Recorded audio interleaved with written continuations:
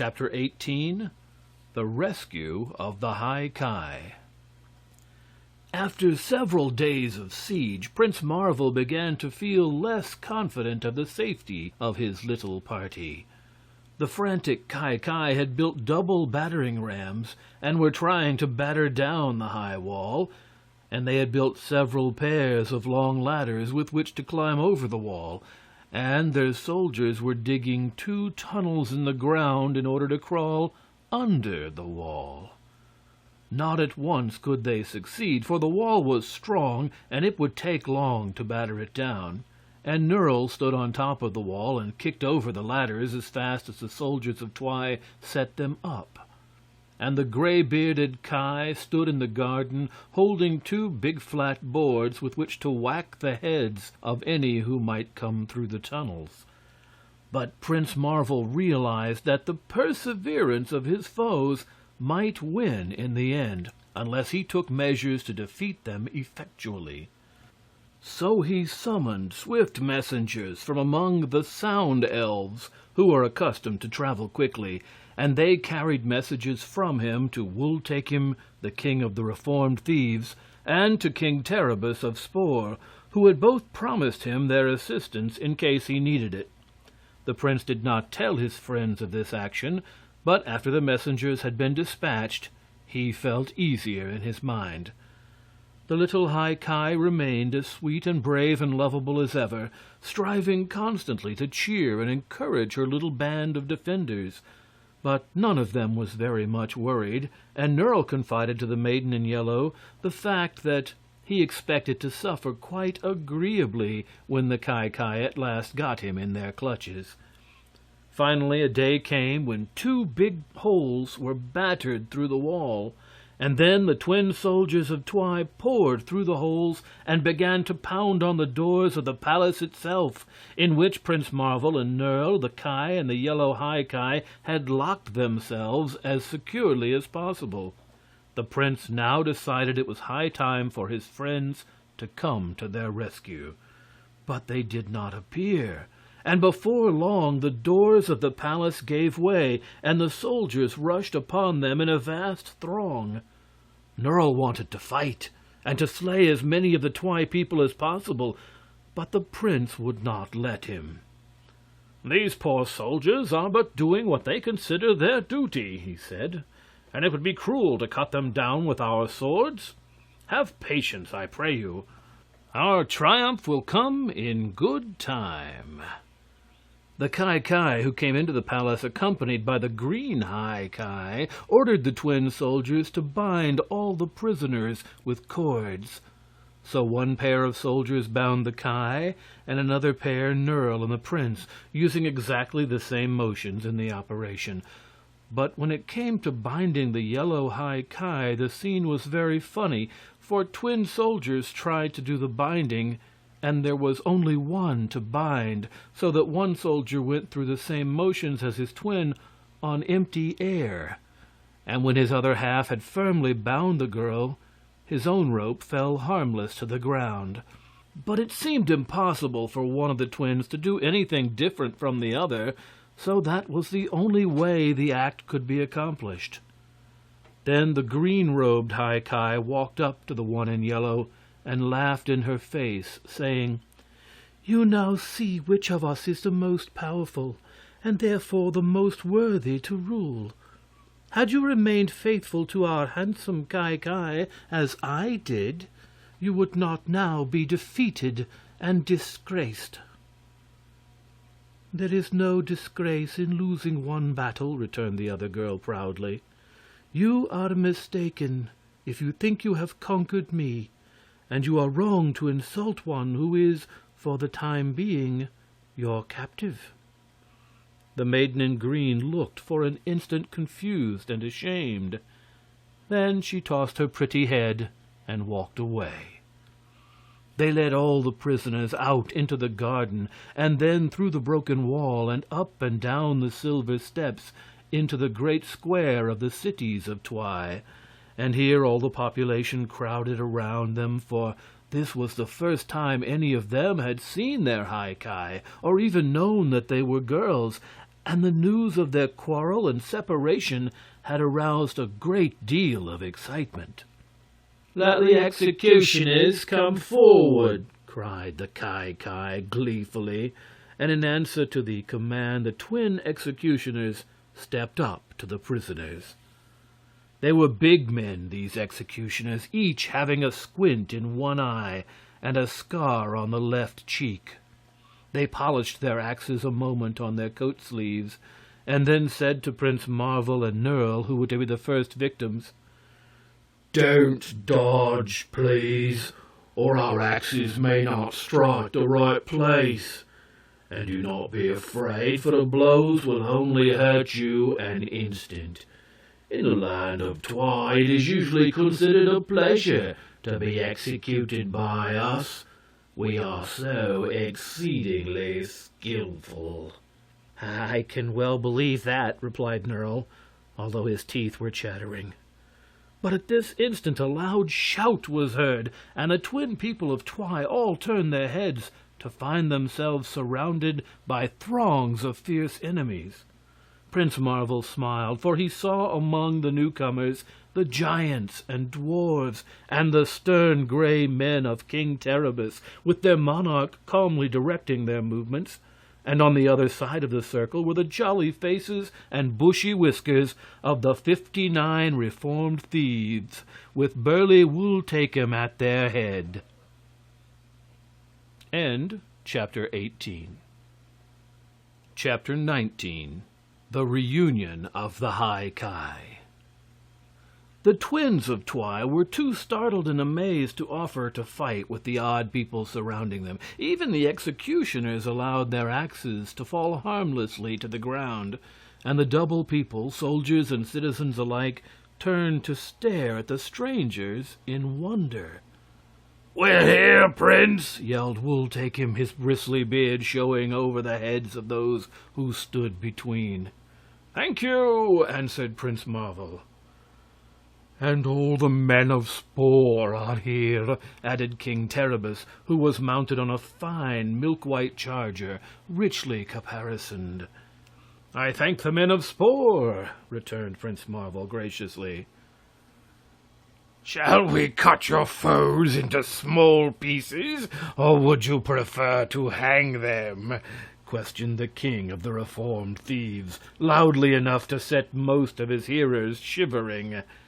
But now the little maid in yellow stepped up to Prince Marvel, and, regarding the youthful knight with considerable awe, said sweetly, "I beg you will pardon my people and spare them. They are usually good and loyal subjects, and if they fought against me, their lawful High Ki, it was only because they were misled by my separation from my other half." "That is true," replied the prince. "And as you are still the lawful High Ki of Twi, I will leave you to deal with your own people as you see fit. For those who have conquered your people are but your own allies, and are still under your orders, as I am myself." Hearing this, the green High Ki walked up to her twin High Ki and said boldly, "I am your prisoner. It is now your turn. Do with me as you will." "I forgive you," replied her sister in kindly tones. Then the little maid who had met with defeat gave a sob and turned away weeping, for she had expected anything but forgiveness. And now the Ki came forward, and, bowing their handsome blonde heads before the High Ki, demanded, "Are we forgiven also?" "Yes," said the girl. "But you are no longer fit to be rulers of my people. Therefore you are henceforth deprived of your honorable offices of Ki, which I shall now bestow upon these good captains here." And she indicated the good-natured officers who had first captured the prince and Nerle. The people of Twi eagerly applauded this act, for the captains were more popular with them than the former Ki. But the blonde ones both flushed with humiliation and anger and said, "The captains fought against you, even as we did." "Yet the captains only obeyed your orders," returned the High Ki. "So I hold them blameless." "And what is to become of us now?" asked the former Kai. "You will belong to the common people, and earn your living playing tunes for them to dance by," answered the High Ki. And at this retort everyone laughed, so that the handsome youths turned away with twin scowls upon their faces and departed amidst the jeers of the crowd. "Better hang 'em to a tree, little one," shouted Wool-Takem in his big voice. "They won't enjoy life much anyhow." But the maid shook her pretty head and turned to the prince. "Will you stay here and help me to rule my kingdom?" she asked. "I cannot do that," replied Prince Marvel, "for I am but a wandering adventurer, and must soon continue my travels. But I believe you will be able to rule your people without my help." "It is not so easy a task," she answered, sighing, "for I am singular, and my people are all double." "Well, let us hold a meeting in your palace," said the prince, "and then we can decide what is best to be done." So they dismissed the people, who cheered their High Ki enthusiastically, returning quietly to their daily tasks and the gossip that was sure to follow such important events as they had witnessed. The army of King Terribus and the 59 reformed thieves went to the twin palaces of the Ki and the Ki and made merry with feastings and songs to celebrate their conquest. And the High Ki, followed by the prince, Nerle, King Terribus, and Wool-Takem, as well as by the Ki and the newly appointed Ki, mounted the silver steps and passed over the wall to the royal palaces. The green High Ki followed them, still weeping disconsolately.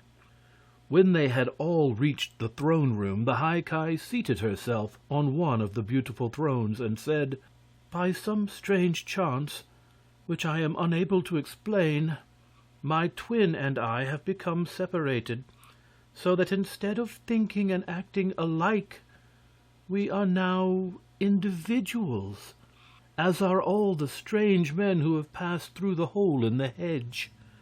And being individuals, we can no longer agree, nor can one of us lawfully rule over the kingdom of Twi, where all the subjects are twins, thinking and acting in unison."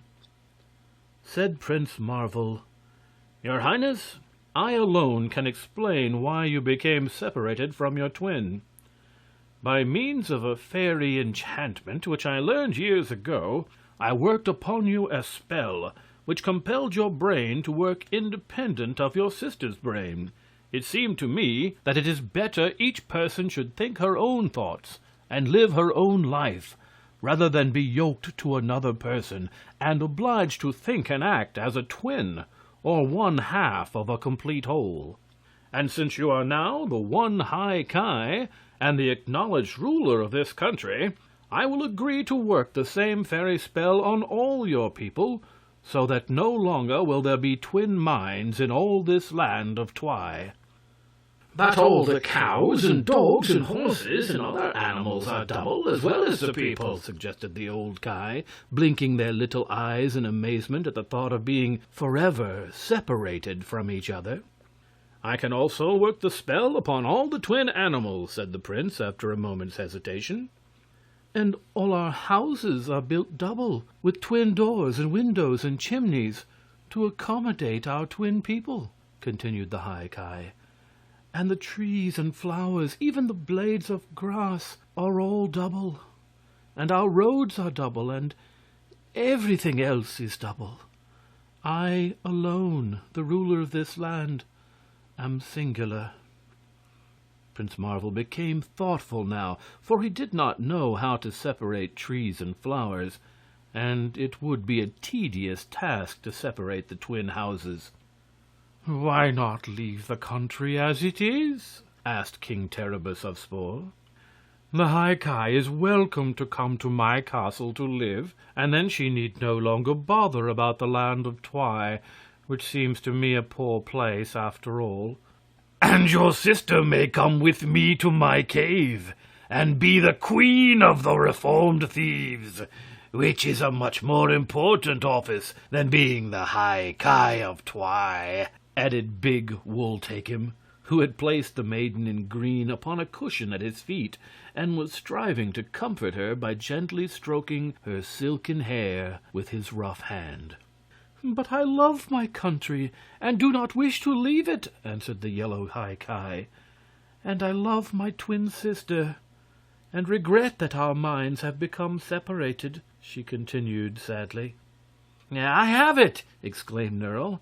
"Let the prince reunite you, making you regular twins of Twi again, and then you can continue to rule the country as the double High Ki, and everything will be as it was before." The yellow High Ki clapped her pink hands with delight and looked eagerly at the prince. "Will you?" she asked. "Will you please reunite us? And then all our troubles will be ended." This really seemed to Marvel the best thing to be done, so he led the maid in green to the other throne, where she had once sat, and after replacing the golden crown upon her brow, he whispered a fairy spell of much mystical power. Then the prince stepped back and regarded the maidens earnestly, and after a moment both the High Ki smiled upon him in unison and said, speaking the same words in the same voices with the same accents, "Thank you very much." Chapter 20. Kwytoffle the Tyrant. Having restored the High Ki to their former condition, to the great joy of the ancient Ki, Prince Marvel led his friends back to the palaces where his men were waiting. They were just in time to prevent serious trouble, for the 58 reformed thieves had been boasting of their prowess to the huge giants and tiny dwarves of King Terribus, and this had resulted in a quarrel as to which were the best fighters. Had not their masters arrived at the right moment, there would certainly have been a fierce battle and much bloodshed, and all over something of no importance. Terribus and Wool-Take-Him soon restored order, and then they accompanied the Ki and the Ki to the public square, where the people were informed that their supreme highnesses, the High Ki, had been reunited, and would thereafter rule them with twin minds as well as twin bodies. There was great rejoicing at this news, for every twin in Twi was glad to have his troubles ended so easily and satisfactorily. That night the Ryls and Knooks and other invisible friends of Prince Marvel came and removed the dividing wall between the twin palaces of the High Ki, repairing speedily all the damage that had been done. And when our friends called upon the High Ki the next morning, they found the two maids again dressed exactly alike in yellow robes, with strings of sparkling emeralds for ornament. And not even Prince Marvel could now tell one of the High Ki from the other. As for the maids themselves, it seemed difficult to imagine they had ever existed apart for a single moment. They were very pleasant and agreeable to their new friends, and when they heard that Prince Marvel was about to leave them to seek new adventures, they said, "Please take us with you. It seems to us that we ought to know something of the big outside world from whence you came. If we see other kingdoms and people, we shall be better able to rule our own wisely." "That seems reasonable," answered Marvel, "and I shall be very glad to have you accompany me.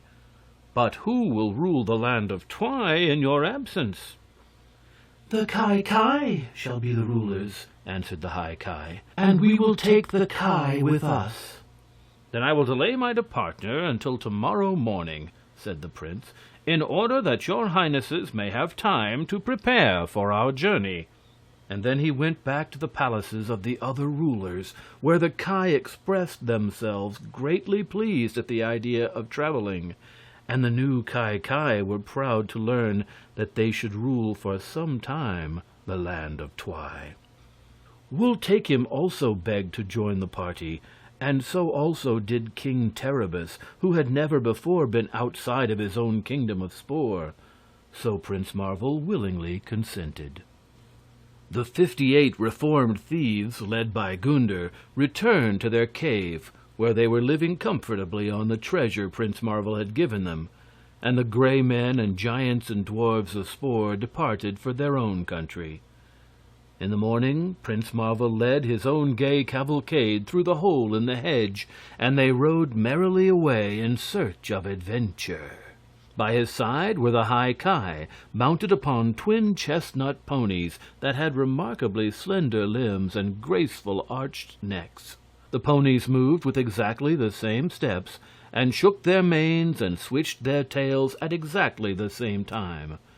Behind the prince and the High Ki were King Terribus, riding his great white charger, and Wul Takim on a stout horse of jet-black color. The 2 ancient Ki and Nerl, being of lesser rank than the others, brought up the rear. "When we return to our land of Twi," said the High Ki, "we shall close up for all time the hole you made in the hedge. For, if we are different from the rest of the world, it is better that we remain in seclusion." "I think it is right you should do that," replied Prince Marvel. "Yet I do not regret that I cut a hole in your hedge." "It was the hedge that delayed us in coming more promptly to your assistance," said Terribus, "for we had hard work to find the hole you had made, and so lost much valuable time." "All is well that ends well," laughed the prince. "You certainly came in good time to rescue us from our difficulties." They turned into a path that led to Auriel, which Nerl had heard spoken of as the Kingdom of the Setting Sun. Soon the landscape grew very pleasant to look upon, the meadows being broad and green, with groups of handsome trees standing about. The twilight of the land of Twi was now replaced by bright sunshine, and in the air was the freshness of the nearby sea. At evening they came to a large farmhouse, where the owner welcomed them hospitably and gave them the best his house afforded. In answer to their questions about the kingdom of Auriel, he shook his head sadly and replied, "It is a rich and beautiful country, but has fallen under great misfortunes. For when the good king died about 2 years ago, the kingdom was seized by a fierce and cruel sorcerer named Quitoffel, who rules the people with great severity and makes them bring him all their money and valuable possessions. So everyone is now very poor and unhappy, and that is a great pity in a country so fair and fertile." "But why do not the people rebel?" asked Nerl. "Well, they dare not rebel," answered the farmer, "because they fear the sorcery of Quitoffel. If they do not obey him, he threatens to change them into grasshoppers and June bugs." "Has he ever changed anyone into a grasshopper or a June bug?" asked Prince Marvel. "No, but the people are too frightened to oppose him, and so he does not get the opportunity, as he has an army of fierce soldiers who are accustomed to beat the people terribly if they do not carry every bit of their wealth to the sorcerer. So there is no choice but to obey him." "We certainly ought to hang this wicked creature," exclaimed Wul Takim. "I wish I had brought my fool killer with me," sighed King Terribus, "for I could have kept him quite busy in this kingdom." "Cannot something be done to rescue those poor people from their sad fate?" asked the lovely High Ki anxiously. "We will make a call upon this Quitoffel tomorrow," answered Prince Marvel, "and see what the fellow is like." "Alas, alas!" wailed the good farmer. "You will all become grasshoppers and June bugs, every one of you." But none of the party seemed to fear that, and having passed the night comfortably with the farmer, they left his house and journeyed on to the kingdom of Auriel. Before noon they came upon the edge of a forest, where a poor man was chopping logs into firewood. Seeing Prince Marvel's party approach, this man ran toward them, waving his hands and shouting excitedly, "Take the other path! Take the other path!" "Why should we take the other path?" inquired the prince, reining in his steed. "Because this one leads to the castle of the great sorcerer, Kwytoffle," answered the man. "But there is where we wish to go," said Marvel. "What? You wish to go there?" cried the man. "Then you will be robbed and enslaved." "Not as long as we are able to fight," laughed the big wool take him. "If you resist the sorcerer, you will be turned into grasshoppers and June bugs," declared the man, staring at them in wonder. "How do you know that?" asked Marvel. "Kwytoffle says so. He promises to enchant everyone who dares defy his power." "Has anyone ever yet dared defy him?" asked Nerl. "Certainly not," said the man. "No one wishes to become a June bug or a grasshopper. No one dares defy him." "I am anxious to see this sorcerer," exclaimed King Terribus. "He ought to prove an interesting person, for he is able to accomplish his purposes by threats alone." "And let us ride on," said Marvel. Dear us, remonstrated the bald-headed Ki. "Are we to become grasshoppers, then?" "We shall see," returned the prince briefly. "With your long legs," added the pretty pair of High Ki laughingly, "you ought to be able to jump farther than any grasshopper in the kingdom." "Great Kika-coo!" cried the Ki nervously. "What a fate! What a terrible fate! And your highnesses, I suppose, will become June bugs and flutter your wings with noises like buzzsaws." Chapter 21. The Wonderful Book of Magic. Whatever their fears might be, none of Prince Marvel's party hesitated to follow him along the path through the forest in search of the sorcerer, and by they came upon a large clearing. In the middle of this open space was a big building in such bad repair that its walls were tumbling down in several places, and all around it the ground was uncared for and littered with rubbish. A man was walking up and down in front of this building with his head bowed low, but when he heard the sound of the approaching horses' hoofs, he looked up and stared for a moment in amazement. Then, with a shout of rage, he rushed toward them and caught Prince Marvel's horse by the bridle. "How dare you!" he cried. "How dare you enter my forest?" Marvel jerked his bridle from the man's grasp and said in return, "Who are you?" "Me?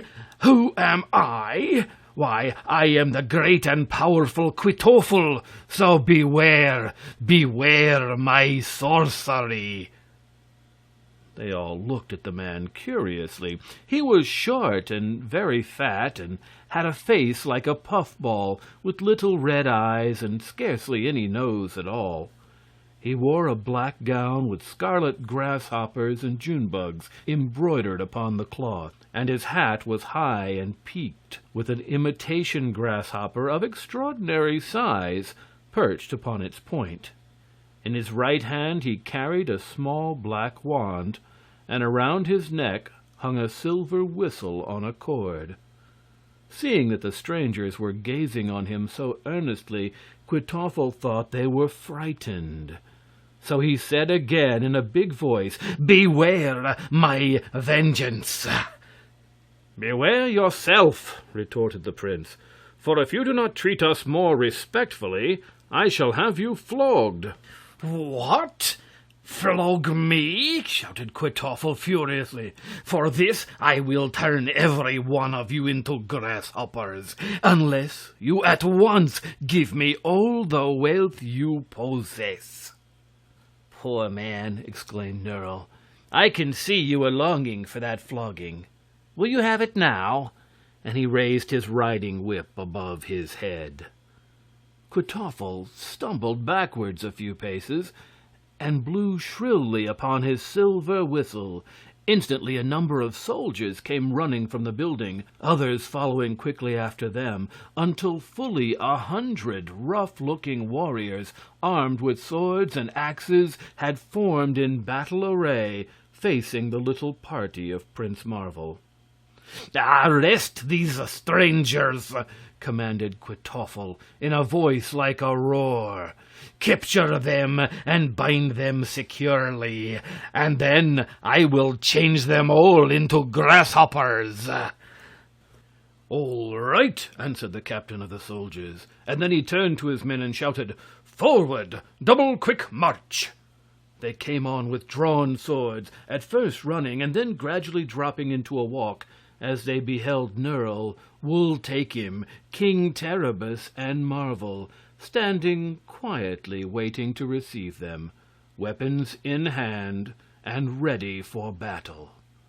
A few paces off, the soldiers hesitated and stopped altogether, and Kwytoffle yelled at the captain, "Why don't you go on? Why don't you capture them?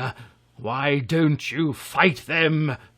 "Why, they have drawn their swords," responded the captain reproachfully. "Who cares?" roared the sorcerer. "We care," said the captain, giving a shudder as he looked upon the strangers. "Their swords are sharp, and some of us would get hurt." "You're cowards!" shrieked the enraged Kwytoffle. "I'll turn you all into June bugs!" At this threat, the soldiers dropped their swords and axes, and all fell upon their knees, trembling visibly, and imploring their cruel master not to change them into June bugs. "Bah!" cried Nerle scornfully. "Why don't you fight? If we will kill you, then you will escape being June bugs." "The fact is," said the captain woefully, "we simply can't fight, for our swords are only tin, and our axes are made of wood, with silver paper pasted over them." "But why is that?" asked Wool-Take-Him, while all the party showed their surprise. "Why, until now we have never had any need to fight," said the captain, "for everyone has quickly surrendered to us or run away the moment we came near. But you people do not appear to be properly frightened, and now, alas, since you have drawn upon us the great sorcerer's anger, we shall all be transformed into June bugs." "Yes!" roared Kwytoffle, hopping up and down with anger. "You shall all be June bugs, and these strangers I will transform into grasshoppers." "Very well," said Prince Marvel quietly. "You can do it now." I will! cried the sorcerer. "Then why don't you begin?" inquired the prince. "Why don't I begin? Why, I haven't got the enchantments with me, that's why. Do you suppose we great magicians carry around enchantments in our pockets?" returned the other in a milder tone. "Where do you keep your enchantments?" asked the prince. "They're in my dwelling," snapped Kwytoffle, taking off his hat and fanning his fat face with the brim. "Then go and get them," said Marvel. "Nonsense! If I went to get the enchantments, you would all run away," retorted the sorcerer. "Not so," protested Nerle, who was beginning to be amused. "My greatest longing in life is to become a grasshopper." "Oh, yes! Please let us be grasshoppers!" exclaimed the High Ki maids in the same breath. "We want to hop! We want to hop! Please, please let us hop!" implored the bald-headed Ki, winking their left eyes at Wool-Take-Him. "By all means, let us become grasshoppers," said King Terribus, smiling. And Wool-Take-Him added, "I'm sure your soldiers would enjoy being June bugs, for then they wouldn't have to work. Isn't that so, boys?" The bewildered soldiers looked at one another in perplexity, and the still more bewildered sorcerer gazed on the speakers with staring eyes and wide-open mouth. "I insist," said Prince Marvel, "upon your turning us into grasshoppers and your soldiers into June bugs, as you promised. If you do not, then I will flog you, as I promised." "Very well," returned the sorcerer, with a desperate look upon his face. "I'll go and find the enchantment." "And we'll go with you," remarked the prince pleasantly. So the entire party accompanied Kwytoffle into the house, where they entered a large room that was in a state of much disorder. "Let me see," said the sorcerer, rubbing his ears, as if trying to think. "I wonder if I put them in this cupboard. You see," he explained, "no one has ever before dared me to transform him into a June bug or a grasshopper, so I have almost forgotten where I keep my book of enchantments. No, it's not in the cupboard," he continued, looking there. "But surely it must be in the chest." It was not in the chest either, and so the sorcerer continued to look in all sorts of queer places for his book of enchantments, without finding it. Whenever he paused in his search, Prince Marvel would say sternly, "Go on, find the book, hunt it up. We are all anxious to become grasshoppers."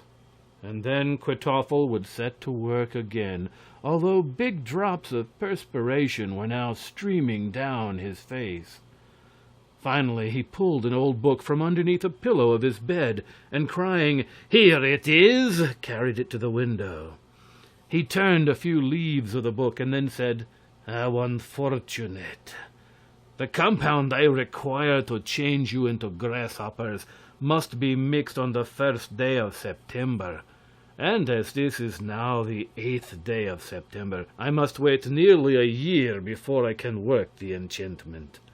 "How about the June bugs?" asked Nerle.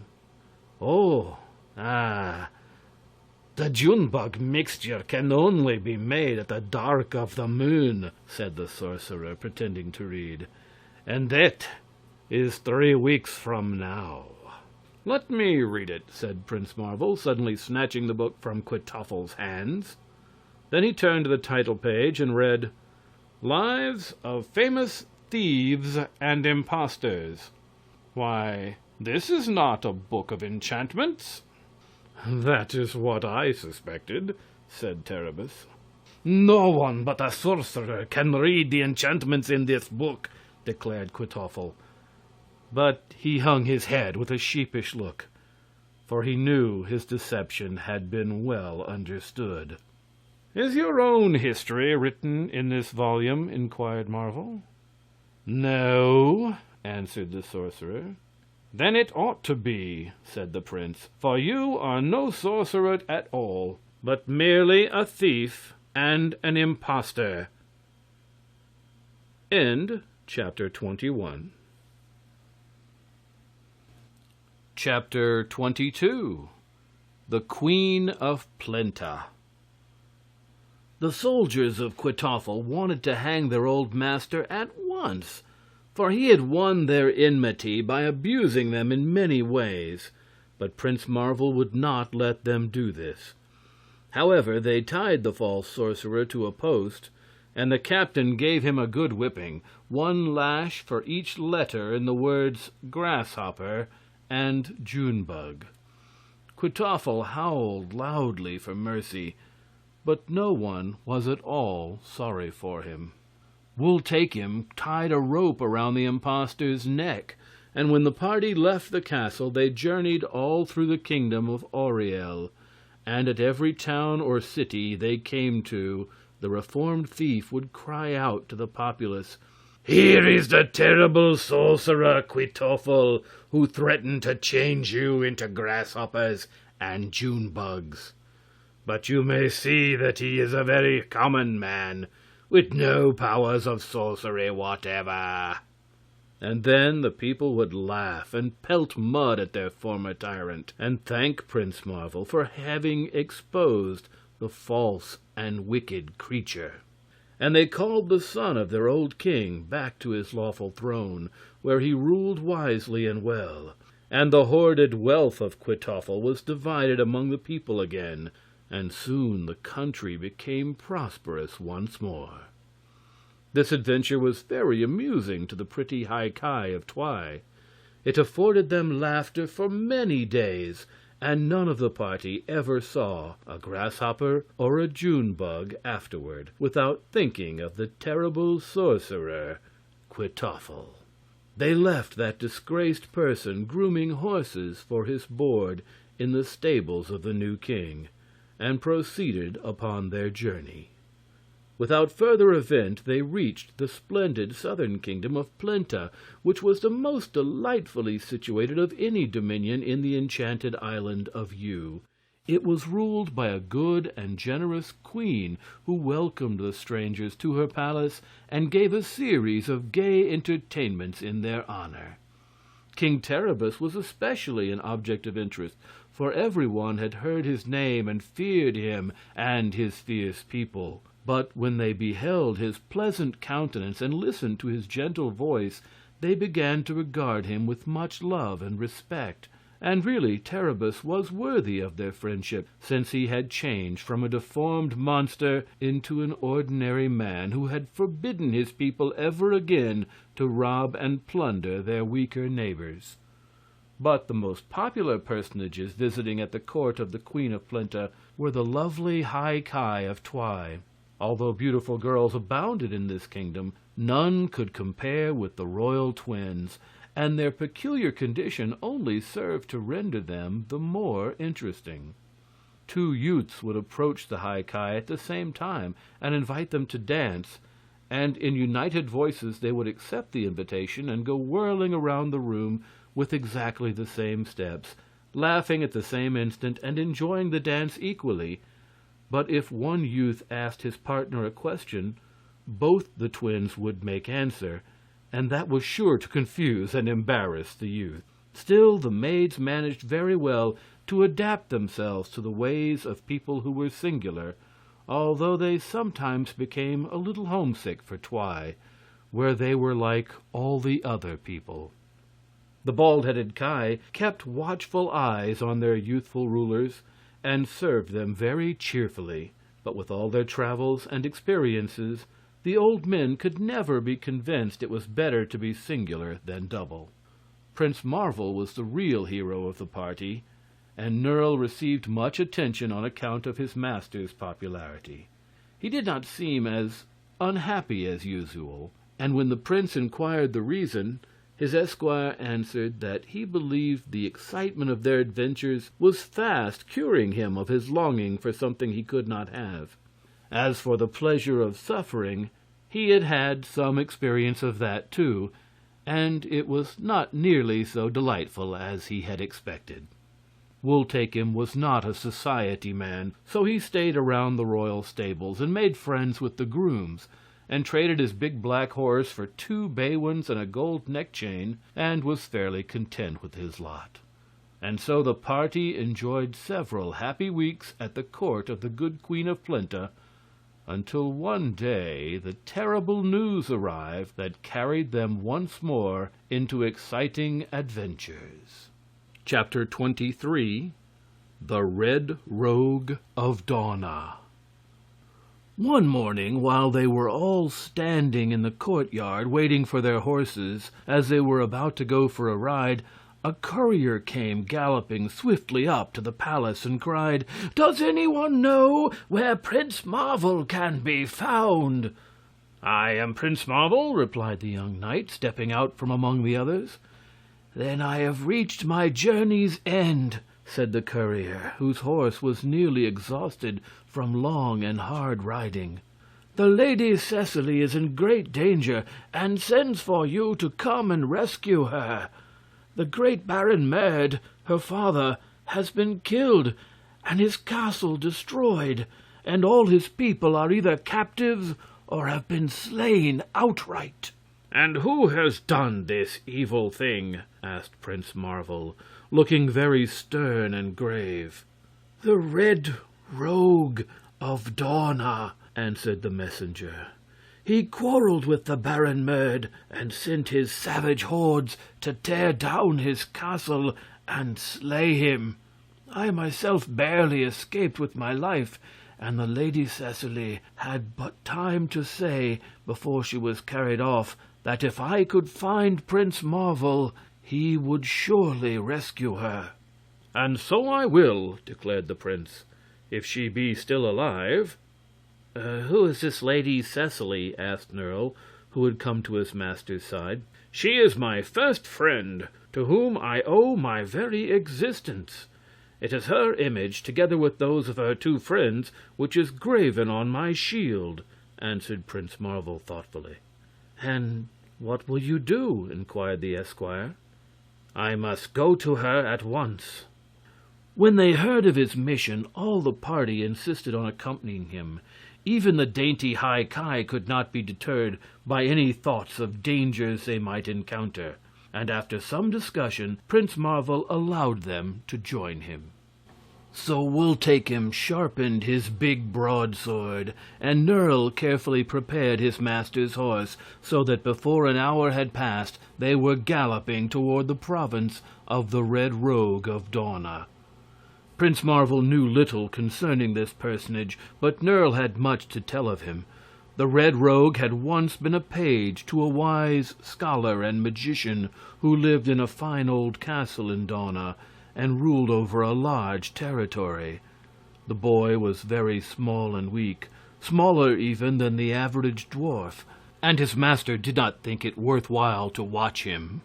But one evening, while the magician was standing upon the top of the highest tower of his castle, the boy gave him a push from behind, and he met death on the sharp rocks below. Then the boy took his master's book of magic and found a recipe to make one grow. He made the mixture and swallowed it, and straightway began to grow big and tall. This greatly delighted him, until he found he was getting much bigger than the average man, and rapidly becoming a giant. So he sought for a way to arrest the action of the magical draft, but before he could find it he had grown to enormous proportions and was bigger than the biggest giant. There was nothing in the book of magic to make one grow smaller, so he was obliged to remain as he was, the largest man in the Enchanted Island. All this had happened in a single night. The morning after his master's murder, the page announced himself lord of the castle, and seeing his enormous size, none dared deny his right to rule. On account of his bushy hair, which was fiery red in color, and the bushy red beard that covered his face when he became older, people came to call him the Red One. And after his evil deeds and quarrelsome temper had made him infamous throughout the island, people began to call him the Red Rogue of Dawna. He had gathered around him a number of savage barbarians, as wicked and quarrelsome as himself, and so none dared to interfere with him, or even to meet him if it were possible to avoid it. This same Red Rogue it was who had drawn the good Baron Merd into a quarrel, and afterwards slain the old knight and his followers, destroyed his castle, and carried his little daughter Cecily and her girlfriends Berna and Helda into captivity, shutting them up in his own gloomy castle. The Red Rogue thought he had done a very clever thing, and had no fear of the consequences, until one of his men came running up to the castle to announce that Prince Marvel and his companions were approaching to rescue the Lady Cecily. "How many of them are there?" demanded the Red Rogue. "There are 8 altogether," answered the man, "but 2 of them are girls." "And they expect to force me to give up my captives?" asked the Red One, laughing with a noise like the roar of a waterfall. "Why, I shall make prisoners of every one of them." The man looked at his master fearfully and replied, "This Prince Marvel is very famous, and all people speak of his bravery and power. It was he who conquered King Terribus of Spor, and that mighty ruler is now his friend and is one of the 8 who approach." The Red Rogue stopped laughing, for the fame of Spor's terrible king had long ago reached him, and he reflected that any one who could conquer the army of giants and dwarves and gray men that served Terribus must surely be one to be regarded seriously. Moreover, and this was a secret, the Red Rogue had never been able to gain the strength to correspond with his gigantic size, but had ever remained as weak as when he was a puny boy. So he was accustomed to rely on his cunning and on the terror his very presence usually excited to triumph over his enemies.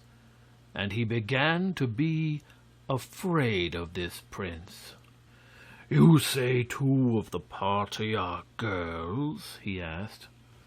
"Yes," said the man, "but also among them are King Terribus himself, and the renowned Wul-Takim, formerly king of thieves, who was conquered by the prince, although accounted a hard fighter, and is now his devoted servant.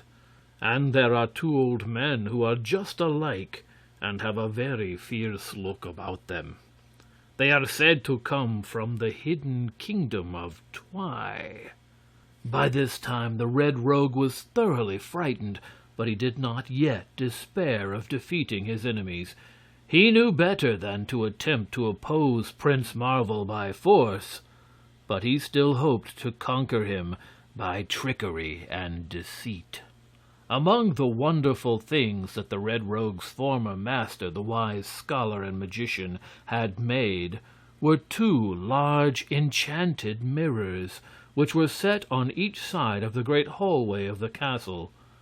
Heavy curtains were drawn over the surfaces of these mirrors, because they both possessed a dreadful magical power.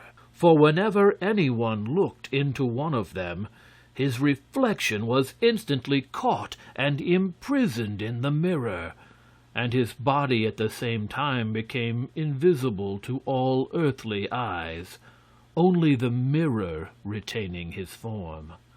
While considering a way to prevent the prince from freeing the Lady Cecily, the Red Rogue happened to think of these mirrors, which had never yet been used.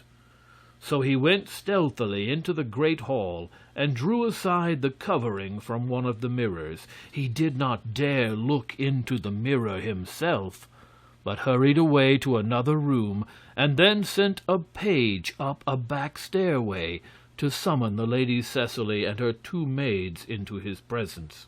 The girls at once obeyed, for they greatly feared the Red Rogue, and of course they descended the front stairway and walked through the great hall.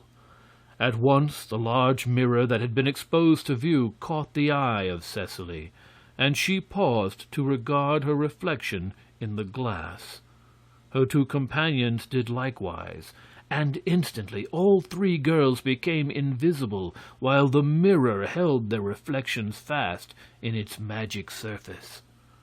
The Red Rogue was watching them through a crack in the door, and seeing the girls disappear, he gave a joyful laugh and exclaimed, "Now let Prince Marvel find them, if he can." The 3 girls began to wander aimlessly through the castle, for not only were they invisible to others, but also to themselves and to one another, and they knew not what to do, nor which way to turn. End chapter 23. Chapter 24. The Enchanted Mirrors. Presently Prince Marvel and his party arrived and paused before the doors of the castle, where the Red Rogue stood bowing to them with mock politeness and with an evil grin showing on his red face. "I come to demand the release of the Lady Cecily and her companions," Prince Marvel announced in a bold voice. "And I also intend to call you to account for the murder of Baron Merd." "You must be at the wrong castle," answered the Red One, "for I have murdered no baron, nor have I any Lady Cecily as prisoner." "Are you not the Red Rogue of Dawna?" demanded the prince. Men call me by that name, acknowledged the other. Then you are deceiving me, said the prince. No, indeed, answered the Red Rogue mockingly. I wouldn't deceive anyone for the world. But if you don't believe me, you are welcome to search my castle. That I shall do, returned the prince sternly, whether I have your permission or not. And he began to dismount. But Nerle restrained him, saying, Master, I beg you will allow me to search the castle, for this Red Rogue is playing some trick upon us, I am sure, and if anything happened to you, there would be no one to protect the little High Ki and our other friends. But suppose something should happen to you, inquired the prince anxiously. In that case, said Nerle, you can avenge me. The advice was so reasonable under the circumstances that the prince decided to act upon it. Very well, said he. Go and search the castle, and I will remain with our friends. But if anything happens to you, I shall call the Red Rogue to account. So Nerle entered the castle, passing by the huge form of its owner, who only nodded to the boy and grinned with delight. The esquire found himself in the great hall and began to look around him, but without seeing anyone. Then he advanced a few steps, and to his surprise discovered a large mirror in which were reflected the faces and forms of 3 girls, as well as his own.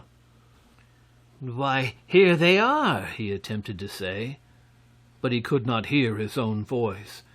He glanced down at himself, but could see nothing at all, for his body had become invisible.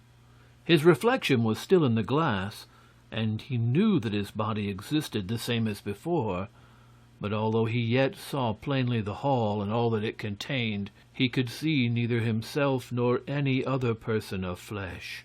After waiting a considerable time for his esquire to reappear, Prince Marvel became impatient. "What have you done with Nerle?" he asked of the Red Rogue. "Nothing," was the reply. "I have been here plainly within your sight every moment." "Let me go and find him!" exclaimed King Terribus, and rushed into the castle before the prince could reply. But Terribus also encountered the enchanted mirror, and the prince waited in vain for his return. Then Wul Takim volunteered to go in search of the others, and drew his big sharp sword before entering the hall. But an hour passed by, and he did not return. The Red Rogue was overjoyed at the success of his stratagem, and could scarce refrain from laughing outright at the prince's anxiety. Marvel was really perplexed. He knew some treachery was afoot, but could not imagine what it was. And when the pretty High Ki declared their intention of entering the castle, he used every endeavor to dissuade them, but the twin girls would not be denied, so great was their curiosity. So the prince said, "Well, we will all go together, so that the Ki and I may be able to protect you." The Red Rogue gladly granted them admittance, and they passed him and entered the great hall. The place appeared to them to be completely empty, so they walked along and came opposite the mirror. Here all stopped at once, and the twin High Ki uttered exclamations of surprise, and the twin Ki shouted, "Great Kaker-Ku!" For there in the glass were the reflections of the 3 girls, and Nerle, and King Terribus, and Wul Takim, and there were also the reflections of the twin High Ki and the twin Ki. Only Prince Marvel's reflection was missing, and this was because of his fairy origin, for the glass could reflect and hold only the forms of mortals. But the prince saw the reflections of all the others, and then made the discovery that the forms of the Ki and the High Ki had become invisible. No one except himself appeared to be standing in the great hall of the Red Rogue's castle, yet grouped within the glass were the likenesses of all his friends, as well as those of Lady Cecily and her companions, and all were staring back at him earnestly, as if imploring him to save them. The mystery was now explained, and Prince Marvel rushed from the hall to find the treacherous Red Rogue. But that clever trickster had hidden himself in an upper room, and for the present was safely concealed. For a time Prince Marvel could not think what to do. Such magic was all unknown to him, and how to free the imprisoned forms of his friends was a real problem. He walked around the castle, but no one was in sight, the rogue having given orders to all his people to keep away. Only the tethered horses did he see, and these raised their heads and whinnied as if in sympathy with his perplexity. Then he went back into the hall and searched all the rooms of the castle without finding a single person. On his return, he stopped in front of the mirror and sorrowfully regarded the faces of his friends, who again seemed to plead for relief. And while he looked, a sudden fit of anger came over him at being outwitted by this red rogue of Dawna. Scarcely knowing what he did, he seized his sword by the blade and struck the mirror a powerful blow with the heavy hilt. It shattered into 1,000 fragments, which fell clattering upon the stone floor in every direction. And at once the charm was broken. Each of his friends now became visible. They appeared running toward him from all parts of the castle, where they had been wandering in their invisible forms. They called out joyful greetings to one another, and then all of them surrounded the prince and thanked him earnestly for releasing them. The little lady Cecily and her friends Berna and Helda were a bit shy in the presence of so many strangers, but they alone knew the prince's secret, and that he was a fairy transformed for a year, so they regarded him as an old and intimate acquaintance, and after being introduced by him to the others of his party, they became more at ease. The sweet little High Ki maids at once attracted Cecily, and she loved them almost at first sight. But it was Nerle who became the little lady's staunchest friend, for there was something rather mystical and unnatural to him about the High Ki, who seemed almost like fairies, while in Cecily he recognized a hearty, substantial girl of his own rank in life. While they stood talking and congratulating one another outside the castle, the Red Rogue of Dawna appeared among them. He had heard the noise of the smashing of his great mirror, and had come running downstairs from his hiding place to find his cunning had all been for naught, and his captives were free. A furious anger then took possession of the rogue, and forgetting his personal weakness, he caught up a huge battle-axe and rushed out to hurl himself upon Prince Marvel, intending to do him serious injury.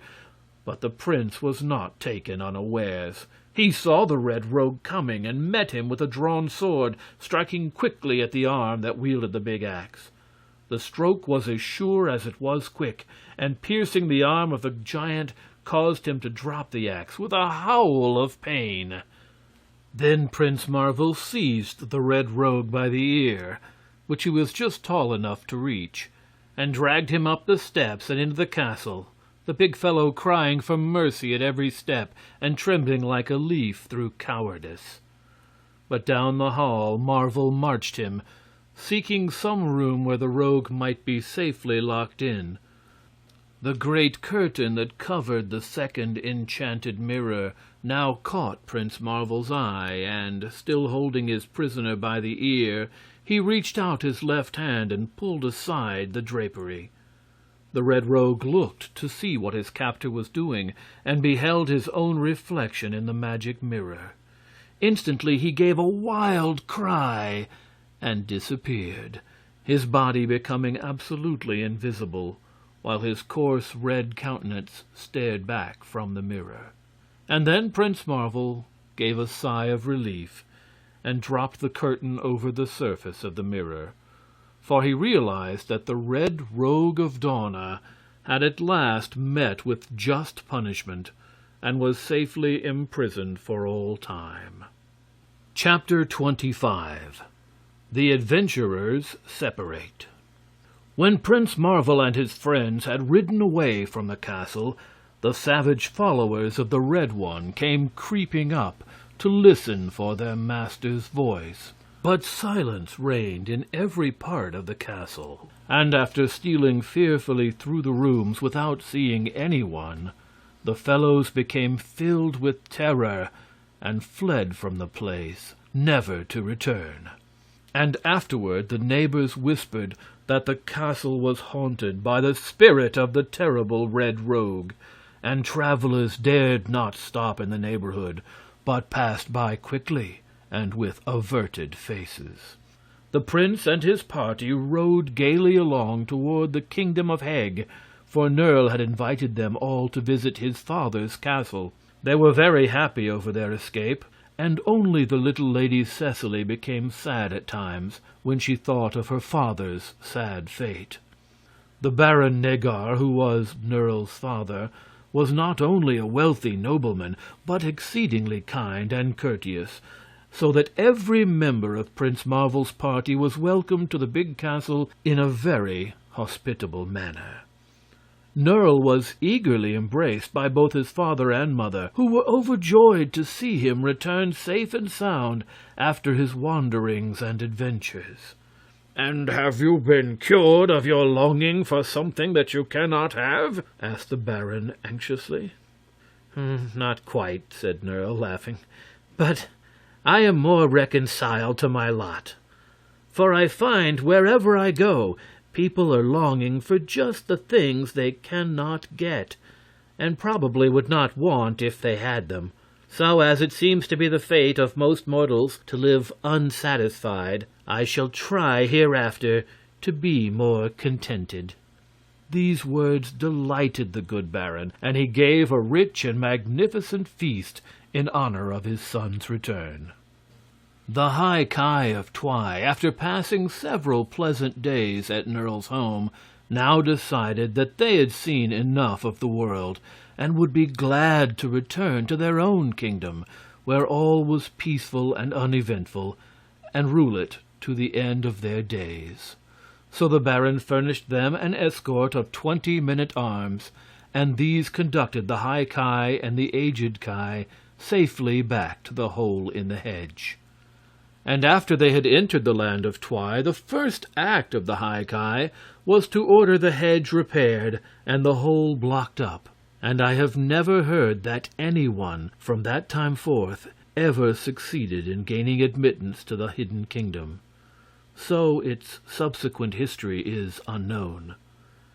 King Terribus also bade the prince an affectionate farewell and rode back to his own kingdom, and Burly Wooltakem accompanied him as far as the cave, where the 58 reformed thieves awaited him. Nerle's mother gladly adopted the Lady Cecily and her 2 companions, and thereafter they made their home at the baron's castle. And years afterward, when they had grown to be women, Cecily was married to Nerle, and became the lady of the castle herself. Prince Marvel enjoyed the feasting and dancing at the castle very much, but after the party began to break up and the High Ki and Ki had left him, as well as King Terribus and honest Wooltakem, the young knight grew thoughtful and sometimes uneasy, and his happy laugh was less frequently heard. Nerle often regarded his young master with a feeling of awe, for there occasionally came a look into Marvel's eyes that reminded him more of the immortals than of any human being. But the prince treated him with rare kindness, and always pressed Nerle's hand affectionately when he bade him good night, for he had grown fond of his esquire. Also, they had long conversations together, during which Nerle gleaned a great deal of knowledge, and received some advice that was of much use to him in his later life. One day Prince Marvel sought out Lady Cecily and said, "Will you ride with me to the forest of Lurla?" "Willingly," she answered, and called Berna and Helda to attend them. They mounted their horses and rode swiftly away, for it was a long distance to Lurla.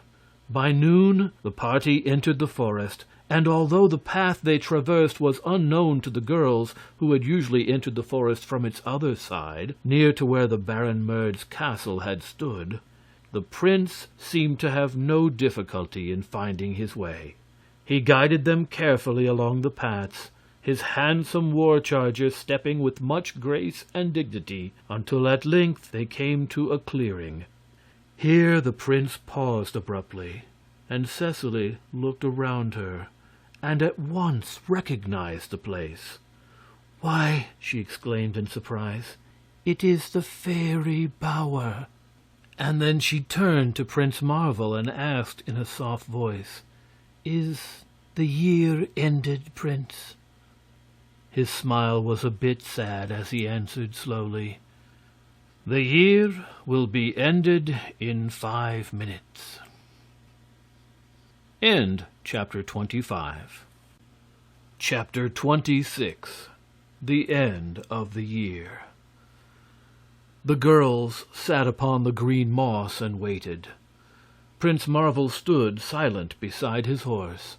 The silver armor was as bright as the day he donned it, nor was there a dent in his untarnished shield. The sword that had done such good service he held lightly in his hand, and the horse now and then neighed softly and turned to look at him with affectionate eyes. Cecily began to tremble with excitement, and Berna and Helda stared at the prince with big, round eyes. But after all, they saw nothing so remarkable as they expected, for presently, and it all happened in a flash, Prince Marvel was gone from their midst, and a handsome, slender-limbed deer darted from the bower and was quickly lost in the thick forest. On the ground lay a sheet of bark and a twig from a tree, and beside them was Lady Cecily's white velvet cloak. Then the 3 girls each drew a long breath and looked into one another's eyes, and, while thus engaged, a peal of silvery laughter sounded in their ears and made them spring quickly to their feet. Before them stood a tiny and very beautiful fairy, clothed in floating gossamer robes of rose and pearl color, and with eyes sparkling like twin stars. "Prince Marvel!" exclaimed the 3 together. "No, indeed," cried the fairy with a pretty little pout. "I am no one but myself, and really I believe I shall now be content to exist for a few 100 years in my natural form. I have quite enjoyed my year as a mortal, but after all there are, I find, some advantages in being a fairy. Goodbye, my dears." And with another ripple of laughter the pretty creature vanished, and the girls were left alone. End chapter 26. Chapter 27. 100 Years Afterward. About 100 years after Prince Marvel enjoyed his strange adventures in the enchanted island of Yew, an odd thing happened. A hidden mirror in a crumbling old castle of Dawna broke loose from its fastenings and fell crashing on the stone pavement of the deserted hall. And from amid the ruins rose the gigantic form of a man. His hair and beard were a fiery red, and he gazed at the desolation around him in absolute amazement. It was the Red Rogue of Dawna, set free from his imprisonment. He wandered out and found strange scenes confronting him, for during the 100 years a great change had taken place in the enchanted island. Great cities had been built and great kingdoms established.